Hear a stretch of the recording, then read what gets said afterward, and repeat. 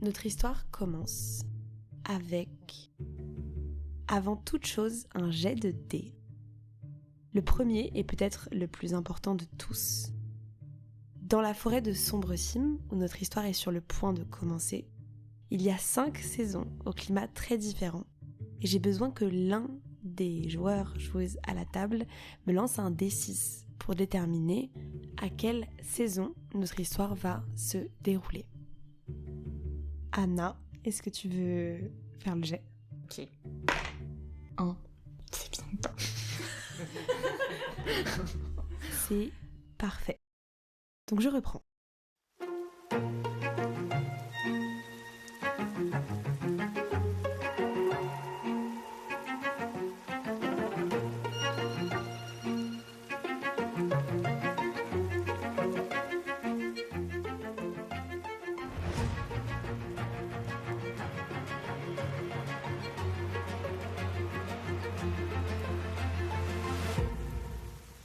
Le mystère de Sombre-Cime, épisode 1, l'éveil.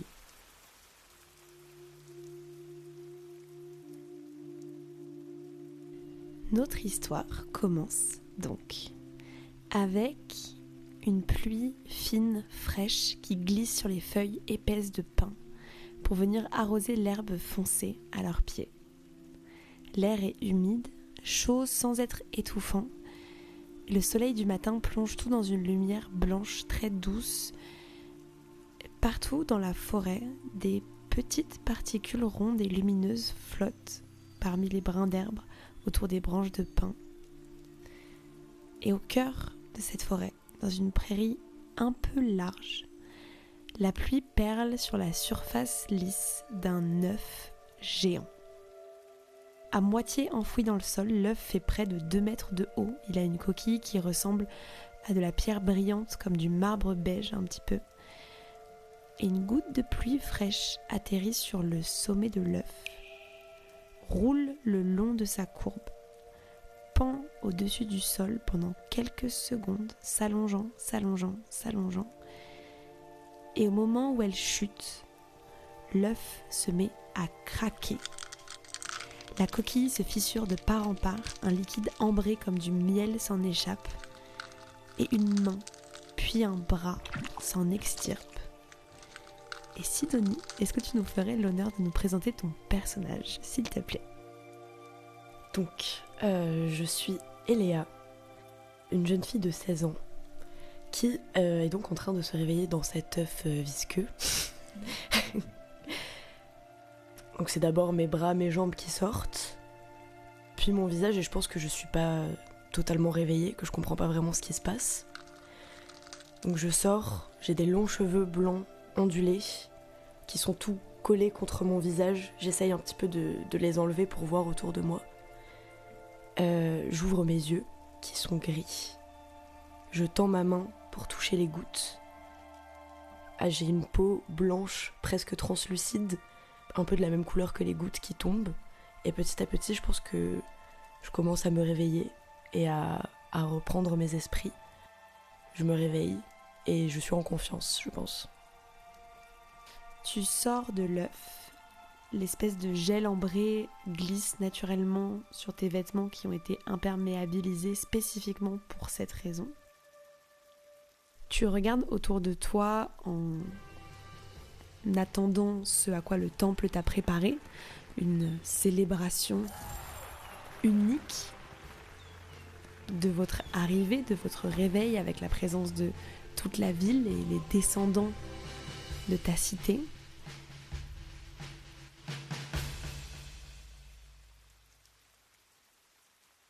Et il n'y a rien. La prairie est vide. Il y a simplement toi et les 9 autres, eux, répartis à différents endroits, à quelques mètres les uns des autres. Il n'y a que la forêt, visiblement vide, autour de toi. Je pense que là, je commence quand même à être un petit peu étonnée.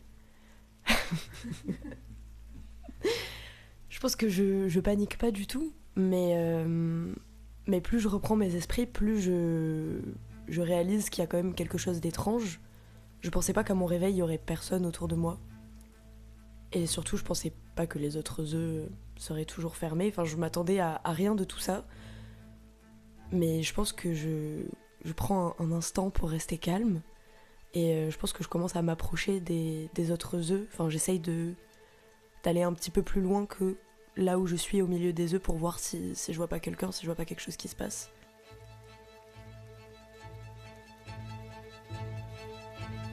Ok.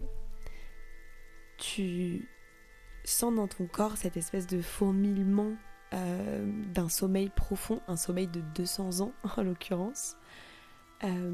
Mais mentalement, ça ne fait que quelques minutes que tu as fermé les yeux lors de la cérémonie de l'endormissement.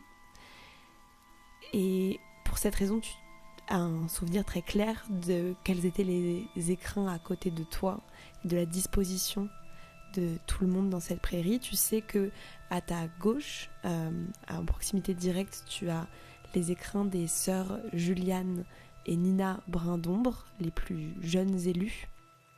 Et à ta droite, tu as l'écrin de Célan Bravecoeur. Tu as le souvenir d'un homme de 45 ans, assez taciturne, assez renfermé sur lui-même, assez mystérieux, mais pas forcément méchant. De par mes réflexes dus à mon éducation au sein du temple perlé, j'ai quand même tendance à me référer aux anciens, donc à des personnes plus âgées. Et je pense que selon si je sais ou pas, je vais quand même instinctivement me diriger vers les œufs de personnes plus âgées, plus sages, en espérant pouvoir les trouver, les réveiller peut-être. Tu traverses les quelques mètres qui te séparent de l'écrin de Célan et immédiatement tu es frappé par la différence de couleur entre ton œuf et le sien. L'œuf de Célan a pris une couleur vert sombre, sa coquille est devenue complètement translucide et un liquide verdâtre a coulé de petites fissures et s'est répandu au sol autour de l'œuf. Tu sens une odeur rancide, une odeur de pourriture et à travers la coquille tu vois un corps largement décomposé, à peine reconnaissable, entouré dans un très large manteau bordeaux qui est couvert de mousse et des petites plantes ont commencé à pousser à l'intérieur.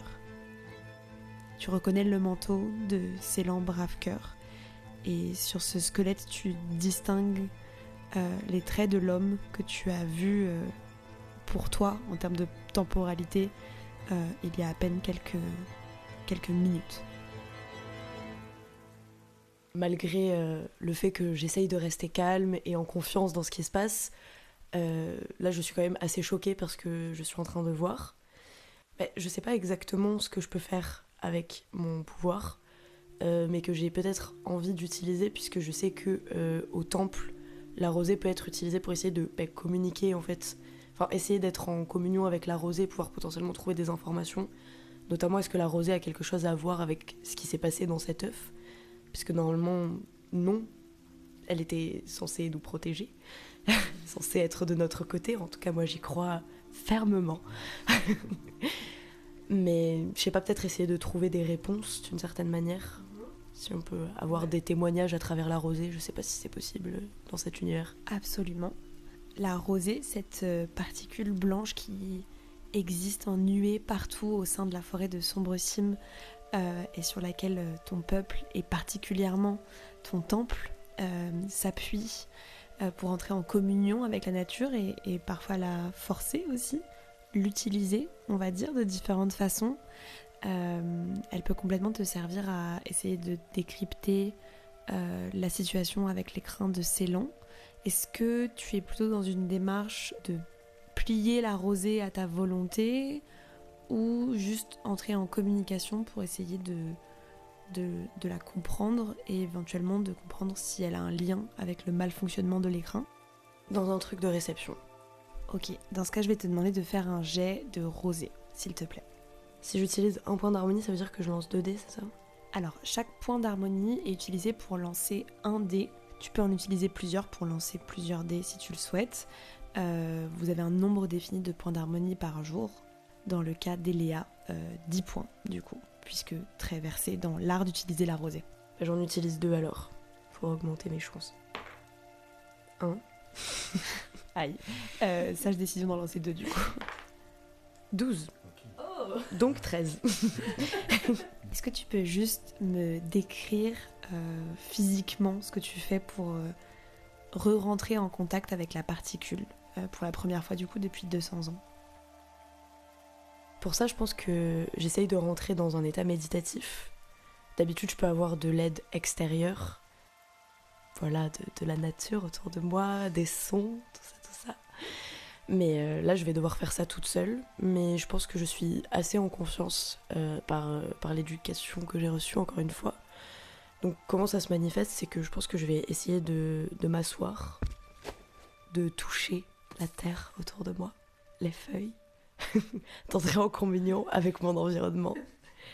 Et je pense que pour y arriver, il faut déjà que je retrouve un état de confiance envers la rosée, de confiance en général. Donc j'essaye d'abord de calmer les émotions qui commençaient à naître en moi. Et j'essaye vraiment d'entrer dans un état méditatif où je me figure la rosée. Je ferme les yeux et j'attends qu'elle me réponde. Tu plonges tes doigts dans cette terre humidifiée par la bruine. Ce contact t'apaise. Tu fais ce qu'il faut faire pour rentrer en connexion avec la rosée, quelque chose de très simple. Tu respires. Tu inspires, les petites particules passent dans tes narines et entre tes lèvres, à travers ta gorge, jusque dans tes poumons, avant de ressortir. Et tu entres en communion avec la forêt. Tu sens sa fraîcheur, tu sens ses respirations. Tu entends les animaux, le bruissement des feuilles, tous ces petits détails, toutes ces choses qui font de la forêt de Sombresim ce qu'elle est. Et non seulement tu sens une rosée très pure, plus pure que tu ne l'as jamais expérimentée, mais il y a quelque chose d'un peu étrange dans son contact. Quelque chose d'à la fois extrêmement familier et complètement inconnu. Comme un visage qu'on est persuadé d'avoir déjà vu, mais c'est impossible de placer qui et comment et pourquoi. La rosée t'emplit.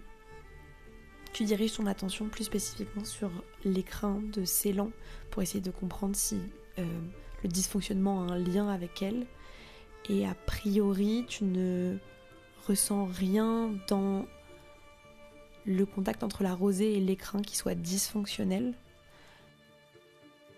Cette absence de réponse te fait plus ou moins comprendre que les écrins étant avant tout des objets scientifiques conçus pour vous maintenir dans un sommeil long de 200 ans, tout pile.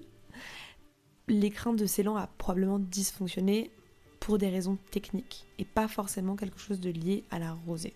Je pense que du coup, dans un premier temps, je suis soulagée et je culpabilise un peu aussi d'avoir douté de la rosée, de ma petite particule. Et j'avais besoin d'en être sûre, mais maintenant je me sens de nouveau apaisée et un petit peu agacée aussi.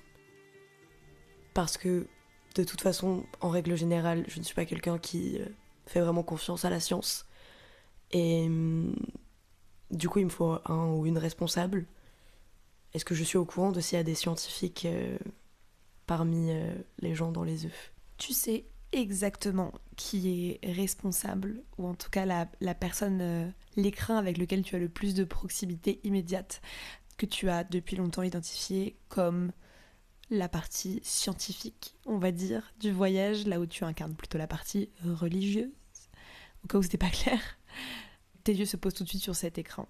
Malgré l'avancée scientifique de la société de laquelle je viens, j'ai quand même été élevée un peu en opposition à cette culture-là. Et donc je suis pas sûre que ce serait dans ma personnalité, dans mes réflexes, d'aller investiguer ce dysfonctionnement scientifique par moi-même. Donc je pense que je vais essayer plutôt de trouver un moyen de m'approcher de cet œuf avec une personne qui potentiellement peut m'aider, à qui je pourrais potentiellement demander des comptes aussi. Je pense que je commence par faire le tour de l'œuf, essayer de voir s'il n'y a pas une fissure, un endroit où je peux potentiellement essayer d'attirer l'attention de la personne à l'intérieur ou de voir ce qui se passe à l'intérieur. Ok, trop bien. Je veux bien un jet actif, donc avec ton dé actif. La difficulté, c'est 6. 14. J'ai cru que c'était 1. Tu fais le tour de l'œuf pour essayer de trouver un mécanisme, une façon de l'ouvrir. Même si tu n'as pas vraiment d'éducation scientifique, tu sais quand même assez sur les écrins pour savoir que la partie mécanique est dans la partie enfouie, sous la terre, pour être protégée des intempéries et autres agressions de l'environnement potentiel. Et tu vas donc derrière cet œuf pour essayer de creuser un petit peu la terre, pour essayer d'accéder au mécanisme éventuellement. Et au moment où tu plonges tes doigts dans la terre humide, ton index effleure un tout petit peu le dos de l'écrin. Et immédiatement, une énorme fissure commence de ce point de contact et traverse tout l'œuf qui commence à craqueler comme le tien et à s'ouvrir. Et une main puis un bras, une figure en émerge. Et Anna, est-ce que tu veux bien nous présenter ton personnage, s'il te plaît? Du coup, moi, je m'appelle David Lamdo. Je suis une femme de 55 ans. J'ai passé toute ma vie à étudier la rosée. Je suis une scientifique qui a écrit sur ce sujet-là toute ma vie. C'est vraiment ce que je fais au quotidien. Et je suis une femme qui a de longs cheveux blancs, très lisses. Je porte ma blouse de scientifique que je ne quitte jamais.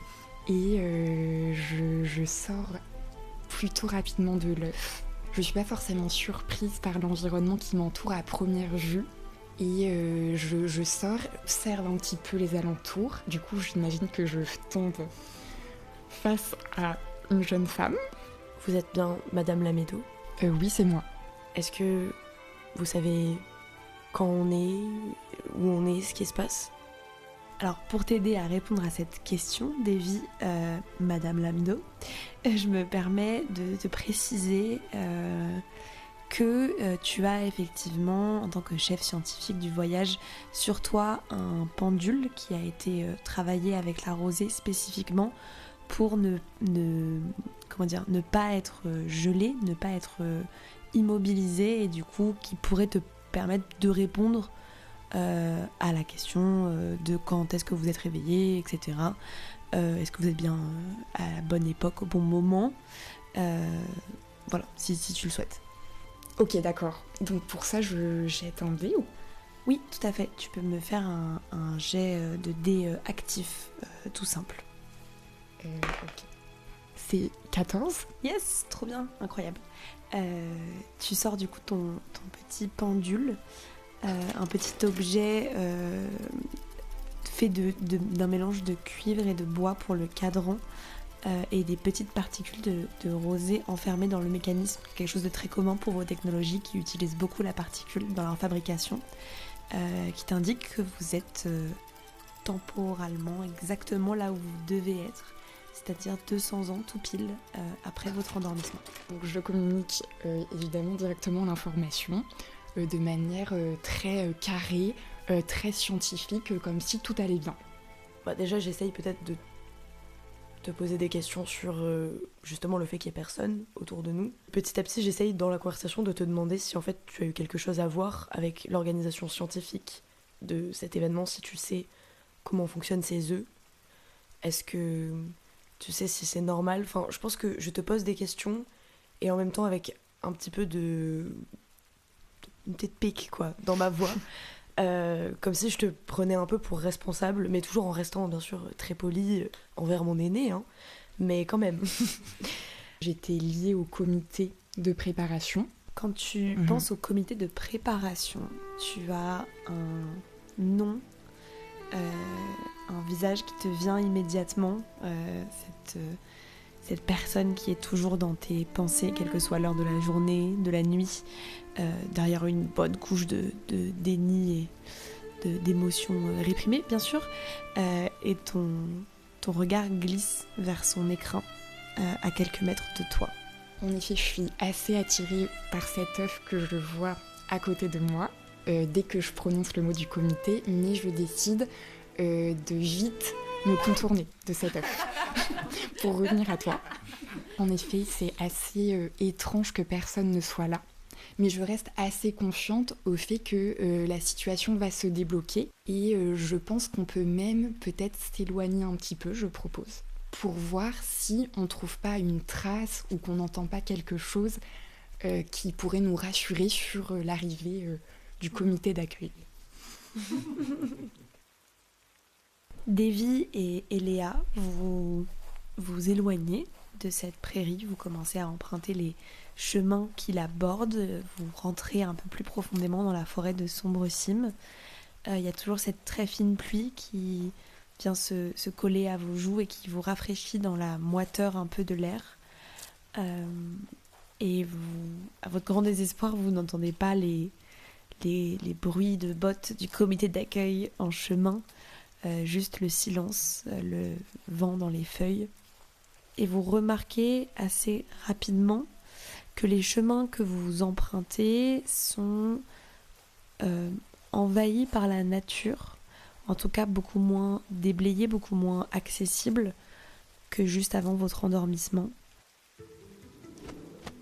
Dans cette prairie désormais déserte, un joli chantefeuille, un petit oiseau avec des ailes recouvertes de très très fines feuilles aux nervures jaunes presque dorées, fait un vol plané autour de la prairie et descend pour se poser très délicatement au-dessus d'un œuf non éclos, et ses petites griffes effleurent la surface. Et l'œuf commence à craquer et à s'ouvrir et le même liquide ambré épais en sort et une nouvelle figure émerge. Et Mathéo, est-ce que tu pourrais nous présenter ton personnage s'il te plaît ? Je m'appelle Noah, je suis un jeune fermier de 15 ans. Je suis pas très grand, d'un corps plutôt chétif mais solide. J'ai des cheveux blancs et un regard assuré. Quand je sors de l'écrin, je suis frappé par la lumière. Directement, je viens à m'écrouler au sol. Je mets quelques bonnes minutes à me réveiller et à mon réveil, je m'assois et je regarde attentivement autour de moi. Très contemplatif d'un moment que finalement j'avais beaucoup redouté. En ayant laissé ma famille derrière moi, je suis parti avec beaucoup de peine, ce qui fait que tout se mélange dans ma tête et je suis encore très sonné. Noah, tu es seul dans cette prairie avec cette fine pluie qui lave progressivement les restes de liquide mielleux ambré de tes cheveux, de tes vêtements. Dans ce silence total, avec à la fois la surprise de l'absence du comité d'accueil, de l'absence d'une quelconque présence, cette solitude qui t'est habituellement si agréable, qui là a une certaine amertume, se rajoute à ça, je dirais, la lourdeur d'un cœur qui a laissé une famille il y a 200 ans derrière toi. Est-ce qu'on s'est trop éloigné pour entendre le craquement de l'œuf de Noah ? Je pense pas, je pense que ça fait à peine quelques minutes et que vous faites quand même un peu attention à rester dans les environs, donc non, vous l'entendez. Je pense que moi personnellement, quand j'entends ce bruit, mon réflexe c'est d'aller voir ce qui se passe. J'imagine que tu me suis aussi, Davy. Oui, est-ce que je peux par exemple la rejoindre ? Je lui dis que je la rejoins un petit peu après pour faire des prélèvements, commencer à Absolument. enquêter, parce que c'est pas exactement comme je pensais que ça serait, donc je suis déjà un peu curieuse de réaliser des prélèvements, mais je veux te rejoindre quand même. Dans mon regard, je finis par voir un petit point qui se met à bouger. Il s'avère que je reconnais Eléa. Je suis assez dubitatif sur ce qu'elle s'apprête à m'annoncer. C'est pas que je suis déçue de la personne qui s'est réveillée. Moi, dans tous les cas, je suis contente que plus les choses vont dans le sens où elles étaient censées aller, c'est-à-dire tout le monde qui se réveille plus ou moins en même temps, qui se retrouve dans la prairie de l'éveil, plus je suis heureuse. Mais en même temps, je suis toujours assez perturbée par ce qu'on a vu dans la forêt, par juste la situation qui est étrange. Et le fait que ça soit une des personnes les plus jeunes, les moins éduquées à la rosée, à la science. Bon, voilà, je prends sur moi, puisque c'est aussi mon rôle en tant que représentante du temple de la rosée. Je prends sur moi. Mais au fond de moi, je pense que je me dis, bon, je vais pas avoir des réponses tout de suite. Et donc je prends mon rôle très à cœur et je m'approche de toi et je te demande comment ça va. Si je me doute de la réponse, mais j'essaye de montrer mon soutien. Bah du coup, plutôt mal. Et ce que tu ressens est partagé. C'est pas la personne que j'aime le plus de par sa position. Donc je reste assez réservé à son égard pour l'instant. Au moment où tu les rejoins, Davy, et tu retrouves ces deux jeunes gens dans la prairie, je veux bien juste que tu me fasses un jet social, donc avec ton dé social, juste pour voir si tu captes l'animosité qui commence à s'installer dans l'air ou pas. Avec une difficulté, on va dire, de 5. 10.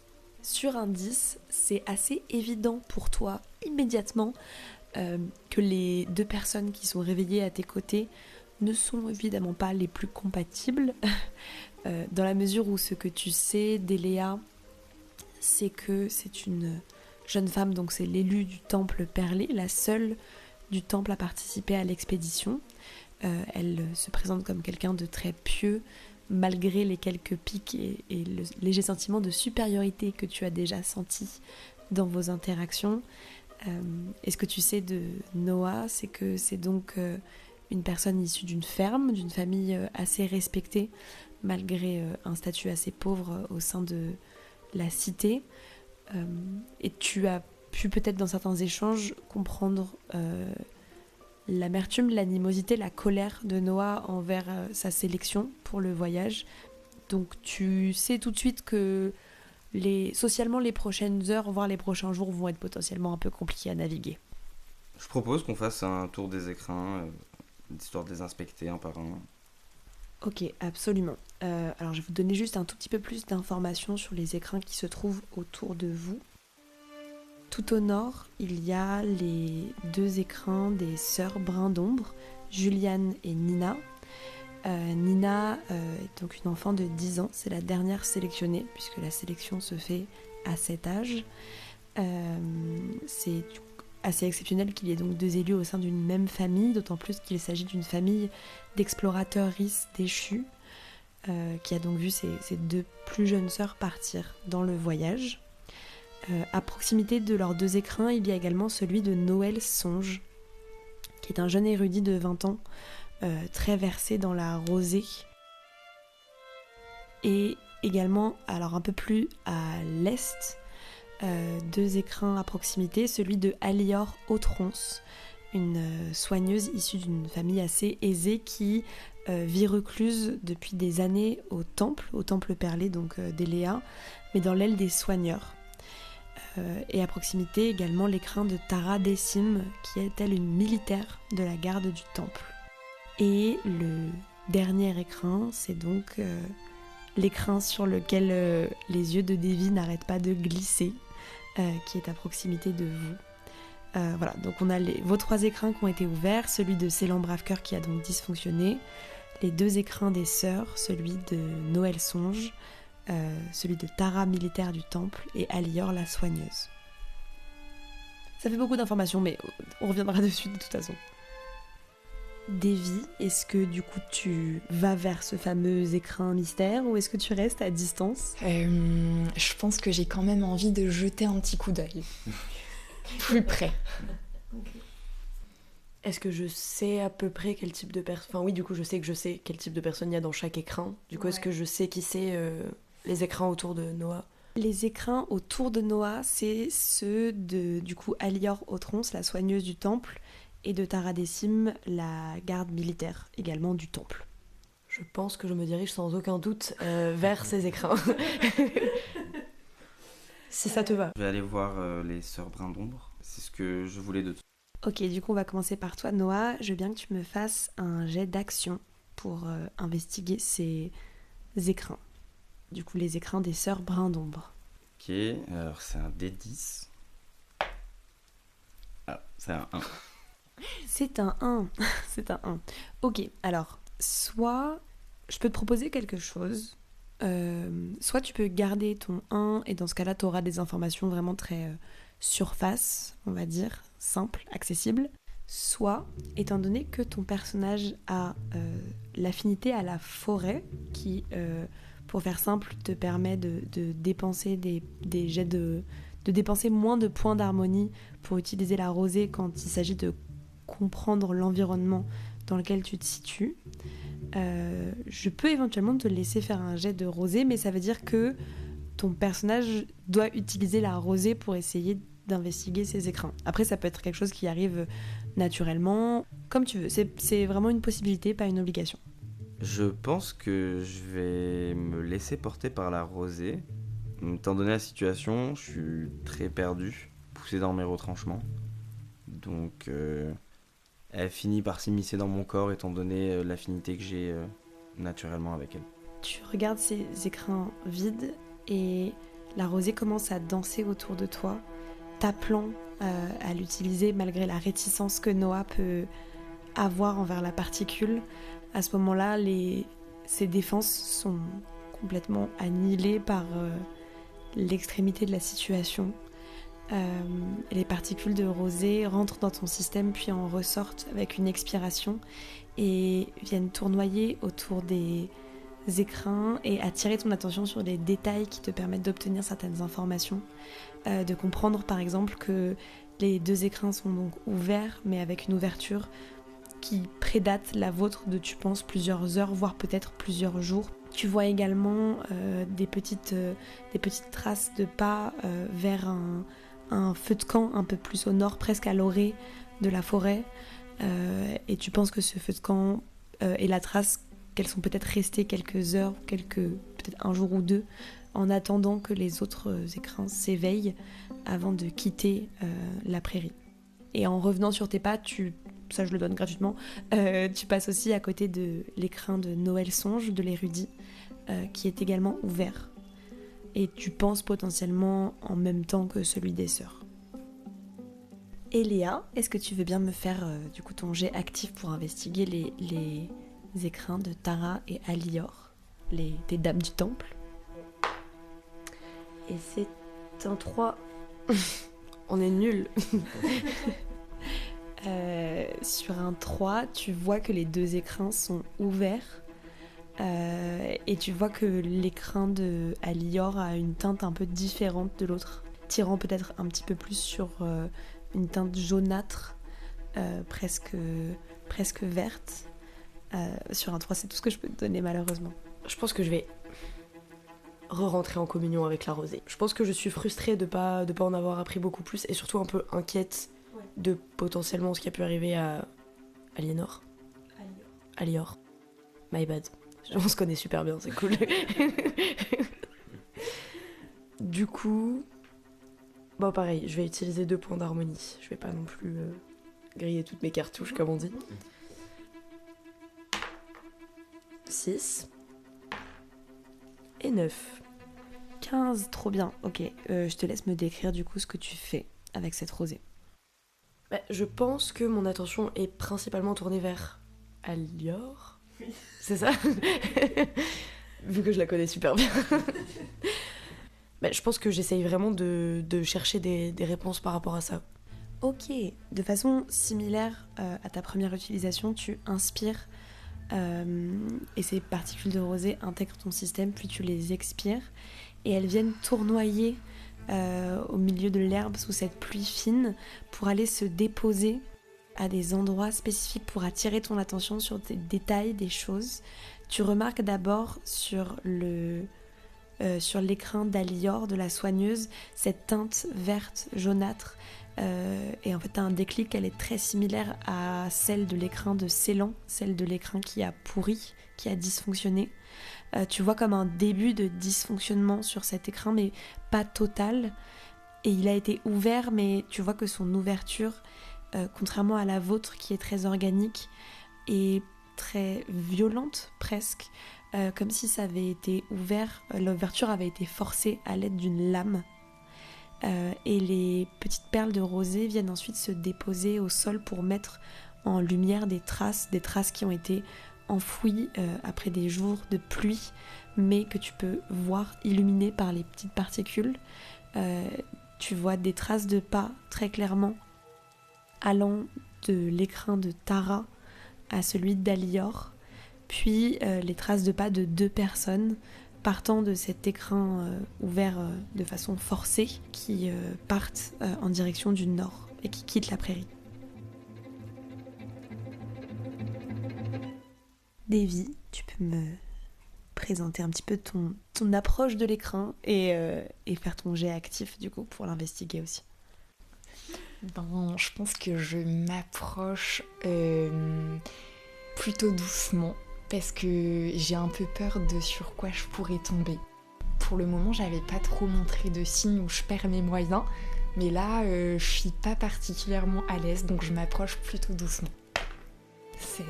L'écrin de Maëlle est ouvert. Tu penses ouvert potentiellement assez récemment, je dirais dans les 24 dernières heures.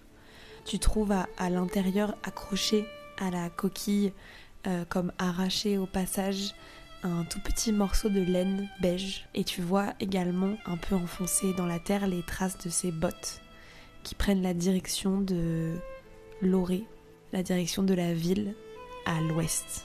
Moi, je pense que sans forcément prendre le lead, je communique quand même ma volonté d'aller vers la ville, parce que j'ai l'impression que c'est là qu'on pourra peut-être trouver le plus d'informations sur ce qui se passe en ce moment, même si du coup ça nous mène pas forcément vers toutes les personnes disparues, mais je pense que c'est aussi dû à qui je suis finalement. J'ai envie d'aller vers le temple. Moi je suis d'accord aussi. Je suis d'accord aussi. Vous quittez donc la prairie de l'éveil qui devient alors complètement déserte, seulement habitée par le cadavre du mélancolique et taciturne Ceylan brave cœur, et le rêve brisé de ce que votre arrivée aurait dû être, triomphante, célébrée, vibrante, euphorique, vivante. Et au lieu de ça, votre dernière vision est celle d'une nuée de lucioles noires, ces petits insectes typiques de la forêt de Sombre-Cime qui se nourrissent des particules corrompues, de la rosée morte ou pourrie. Et la nuée émerge des bois pour s'agglutiner autour de l'œuf de Ceylan, l'enveloppant complètement dans un nuage de lumière noire.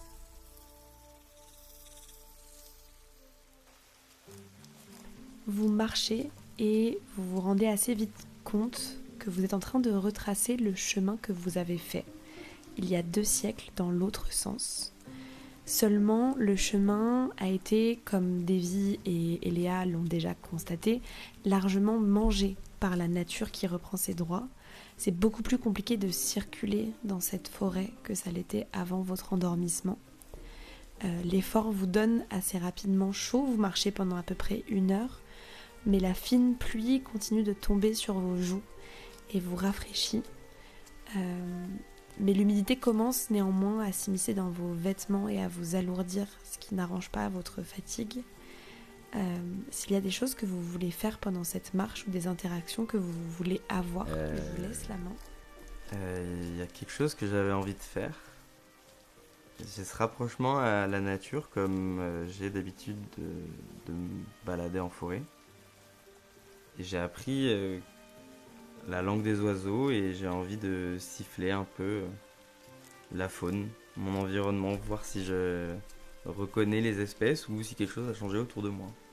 Ok, trop bien. Tu peux me faire un jet actif si tu veux. 5.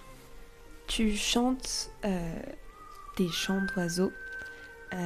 Tu entends la réponse familière des chantefeuilles.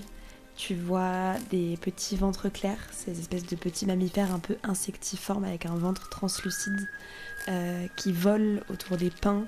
Tu reconnais globalement la faune habituelle de ta forêt, ce qui donne un sentiment très familier. Mais en même temps, je dirais, c'est un petit peu comme le rapport d'Eléa à la rosée. Il y a quelque chose de nouveau dans cet environnement, mais qui est indescriptible et un peu insaisissable. Une pureté, une nouveauté étrangement familière. Plus on avance et plus je vois ces chemins recouverts par la végétation, plus je me dis que plus personne ne les a empruntés, donc que potentiellement il n'y a pas eu de recueillement autour de nos œufs depuis très longtemps. Il n'y a pas non plus de comité d'accueil, donc plus ça va, plus je me demande si la tradition de mon temple ne s'est pas perdue, ce qui est à peu près la plus grosse angoisse de mon temple avant que je parte. Donc j'essaye de rester calme, de garder confiance en la rosée, en la particule, en mon peuple. J'essaye de rester le plus calme possible, mais j'ai une petite anxiété qui commence à monter. Je vais discuter avec Davy, vu que je suis celui qui a le moins d'informations sur la situation. Je veux avoir son avis qui est objectif, de par son âge, qui est peut-être pas aussi biaisé en partie vis-à-vis de la rosée que Eléa. Une explication, je ne peux pas te la donner encore, je dois poursuivre mes analyses, mais je pense que j'essaye de te rassurer, de te dire qu'on va forcément tomber sur des gens, enfin c'est impossible que nous trois, et qu'on va trouver les solutions au fur et à mesure. Ça me rassure, ça fait au moins un contact sympathique entre nous. Je suis d'une impopularité compréhensible. Je vais demander à tout le monde un jet réactif, s'il vous plaît. La difficulté, c'est 8. Oh, 6. 9. 4. Davy, entre deux pas, tes jambes se figent soudainement et tu manques de trébucher. Ton corps s'immobilise malgré toi, répondant à quelque chose que ton esprit n'a pas encore compris, mais que ton instinct sait déjà, quelque chose de viscéral. Tu as perdu beaucoup sur ces dernières heures. Tout est proche, ton avenir, l'espoir du réveil dans cette cité florissante. Mais au fond, il y a une chose qui te manque plus que tout, une chose dont l'absence consume tout ton être, tant qu'il est compliqué de te concentrer sur autre chose. Ça peut être ce que tu veux, à toi de me dire. Est-ce que ça peut être lié à Maëlle et au fait que je l'ai toujours pas vue ? Ça peut même être elle, si tu veux. Du coup, je dirais Maëlle, et le fait que je l'ai toujours pas vue pour le moment, alors que je pensais la voir plus rapidement, on va dire. L'image que tu forçais à rester au fond de ton esprit, l'image de Maëlle ressurgit en cet instant. Une image sensorielle qui t'envahit, c'est son parfum, la sensation de son écharpe contre ton cou, un regard, un souvenir. Tout ça te submerge complètement et ton regard est aimanté vers ta droite où tu vois à quelques mètres de toi un rocher qui ressemble presque à un amas de fleurs sauvages figées en roche comme sculptées dans la roche. Un immense rocher et au milieu de celui-là une fissure étroite en guise d'entrée. Noah et Léa, vous suivez son regard, vous découvrez également cette grotte et vous reconnaissez des illustrations dans les livres d'histoire, la grotte de l'Absente. C'est un lieu semi-légendaire qu'on décrit comme situé juste au sud-ouest du bassin, dans la forêt de Sombrecime. La légende raconte qu'elle n'apparaît qu'à ceux et celles qui connaissent la nature du véritable deuil. Et elle est nommée ainsi car c'est le seul endroit de toute la forêt de Sombrecime où la rosée est inexistante, complètement inaccessible, absente. Davy, tu vois également que à quelques mètres devant toi, les traces de pas de Maëlle bifurquent vers l'entrée de la grotte. Et entremêlées aux traces de bottes de Maëlle, tu vois également des traces de pas plus larges, très allongées, humanoïdes mais sans être humaines, presque organiques, qui sont entremêlées aux siennes et qui prennent également la direction de la grotte. Moi je pense que je vais utiliser la rosée pour flexer encore. Et Tu peux me faire ton jet de rosée d'abord et ensuite tu me décris ce que tu fais. 9. Cette fois, je m'assois pas quand même. Des fois, on reste debout. Donc, je reste debout, je ferme les yeux. J'essaye toujours de rentrer dans cet état méditatif. Le but, cette fois, c'est pas seulement de me visualiser la rosée, c'est d'essayer de me concentrer très précisément sur une ou plusieurs particules. J'essaierai par la suite de suivre mentalement, ce qui est un exercice encore plus complexe que ce que j'ai essayé de faire avant. Donc pour me donner du courage, je porte la main à mon pendentif, qui était un cadeau des anciens et des anciennes dans mon temple, un honneur pour moi de le porter. Donc un petit pendentif transparent qui contient une particule de rosée, toujours vivante et toujours présente dans mon pendentif. Et donc j'essaye de me concentrer et de trouver mes petites particules émissaires. Tu inspires, les particules rentrent à l'intérieur de toi. Elles y restent quelques secondes, le temps de s'imprégner avant d'être expirées. Et une fois cette connexion faite, tu ressens tout ce qu'elles ressentent. C'est des sens qui sont différents des tiens, donc c'est pas vraiment une vue, pas vraiment une ouïe, pas vraiment des odeurs, mais c'est quelque chose avec lequel tu es quand même familier de par ton entraînement au temple. Et tu les pousses, tu sens l'air qui glisse sur toi alors que les particules volent en direction de la grotte. Elles s'insèrent à travers la fissure et immédiatement tu sens une humidité intense, quelque chose de sombre, de prenant. Plus les particules avancent, plus elles ont du mal à exister, à se maintenir et à ne pas se dissoudre sous la pression de cette absence. Mais tu continues de pousser pour voir jusqu'où elles peuvent aller. Et quand tu arrives à l'extrémité de leur capacité, au dernier centimètre, tu entends très brièvement une respiration douloureuse, lourde, au fond de cette grotte. Et les particules se dissolvent, la connexion se rompt. Je pense que je leur propose de genre rester à côté ou de s'éloigner un petit peu si t'as vraiment trop peur, mais genre de rester à côté et je leur dis que je vais y rentrer et que si je ne reviens pas dans les prochaines minutes, il faut absolument qu'ils aillent chercher de l'aide. Moi, je m'oppose à ça. Ouais. Ton élan de courage me fait me dire que je vais pas te laisser seul, donc je viens avec toi. Ça veut dire qu'on laisse seule Eléa, est-ce que tu serais d'accord avec ça ? Tout autant que hors RP, j'aurais très envie de rentrer dans cette grotte. Le problème, c'est que la croyance de mon temple, c'est que c'est la rosée qui nous permet de vivre dans la forêt, qui nous permet de survivre dans une forêt qui est sinon toxique. Donc pour moi, une grotte où il n'y a pas de rosée, c'est une grotte où on peut potentiellement mourir, ou en tout cas pas être bien, enfin être en mauvaise santé. Et tout autant que du coup ça m'inquiète pour la personne qui est à l'intérieur, ça me paraît complètement insensé de rentrer dans cette grotte au vu de ce que je connais, sans préparation et sans quoi que ce soit. Donc je pense que dans tous les cas je vous aurais pas suivi à cause de mes croyances. Je respecte, même si je ne comprends pas tes propos, mais du coup je propose à Noah donc de rentrer avec moi, mais par contre de partir, genre je lui demande de partir en courant au moindre bruit suspect, et je lui dis que c'est la condition pour que tu viennes. Ça me va. Ok, très bien. Vous glissez à l'intérieur de la fissure. Vous sentez la roche fraîche, humide et coupante qui effleure votre dos et votre ventre quand vous passez, et vous ressurgissez dans un couloir souterrain assez large. L'air est glacial. Des petites particules de rosée flottent toujours dans l'air autour de vous, mais vous voyez qu'elles diminuent plus vous avancez dans la grotte, et en regardant un peu plus loin, vous voyez que c'est des ténèbres totales, un noir complet, puisque les petites particules luminescentes ne sont plus là.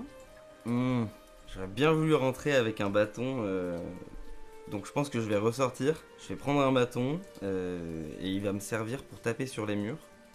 nous aider à nous repérer et aussi pouvoir comment le son se diffuse dans la grotte. Peut-être ça peut nous aider à savoir la profondeur et nous guider comme des petites chauves-souris. Grave, trop bien. Je veux bien un jet actif et ce qu'on va faire c'est que vous allez tous les deux me faire un jet et on va additionner vos résultats. 2. 16.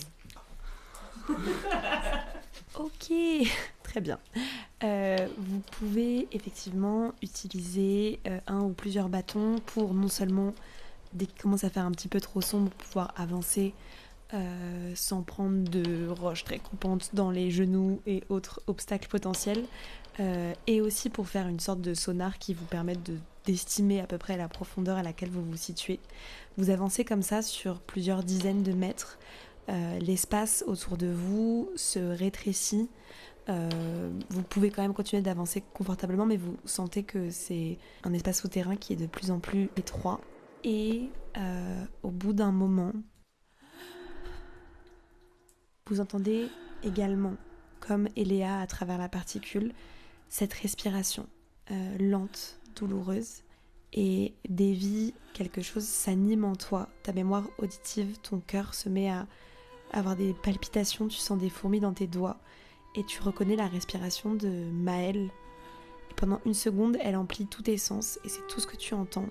Et elle te remplit en cet instant dans un mélange de soulagement et de crainte. Vos yeux s'habituent à l'obscurité et allongés tout au fond de la grotte, le dos légèrement relevé contre une roche coupante, vous découvrez une femme d'une 50aine d'années, arborant le manteau des ingénieurs avec sa teinte grise reconnaissable, une écharpe en laine serrée autour de son cou. Les lunettes carrées sur son nez sont poussiéreuses, le verre gauche est fissuré. Son teint paraît encore plus translucide qu'avant. Mais Davy, tu reconnais bien Maëlle Rivage, chef ingénieur et second habitante de Loré, choisie pour ce voyage juste après toi. Son regard croise le tien et tu lis immédiatement un soulagement immense. Est-ce que ça fait longtemps que je l'ai vu ou pas? Tu veux dire que vous vous êtes vus en intimité, quoi, hors de la cérémonie, de l'endormissement, etc. Ouais. Tu l'as vu 3 jours avant votre départ, dans ton appartement. C'est la dernière fois que vous vous êtes vus avant de du coup vous entreapercevoir à la cérémonie juste avant d'entrer dans les écrins. Et techniquement, du coup, ça fait 200 ans et 3 jours. Mais en termes de ressenti, c'est 3 jours. Je m'approche immédiatement d'elle. Pour le coup, là, je réfléchis pas, je fonce vers elle. Maëlle, qu'est-ce que tu fais là?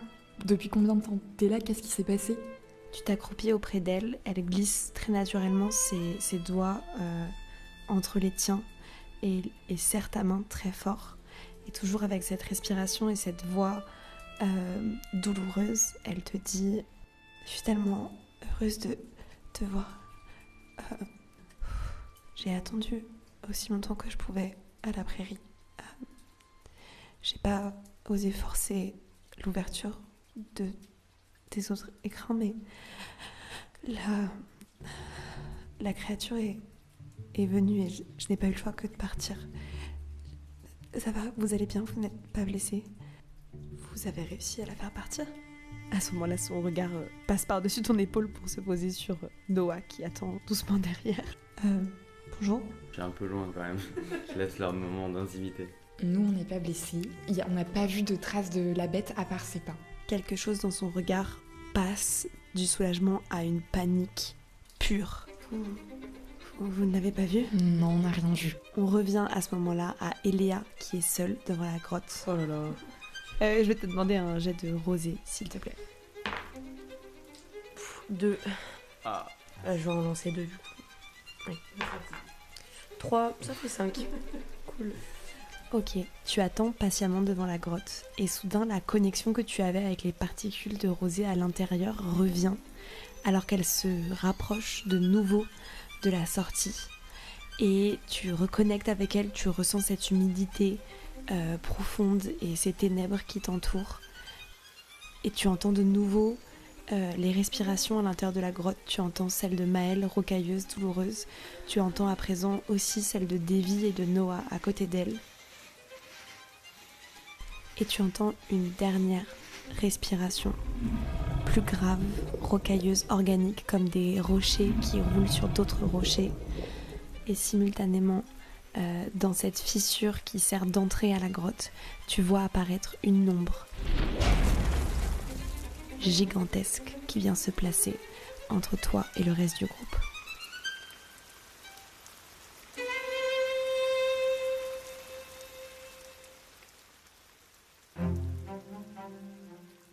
C'était l'épisode 1 du Mystère de Sombre Cime, une nouvelle aventure improvisée par les contes de la table basse.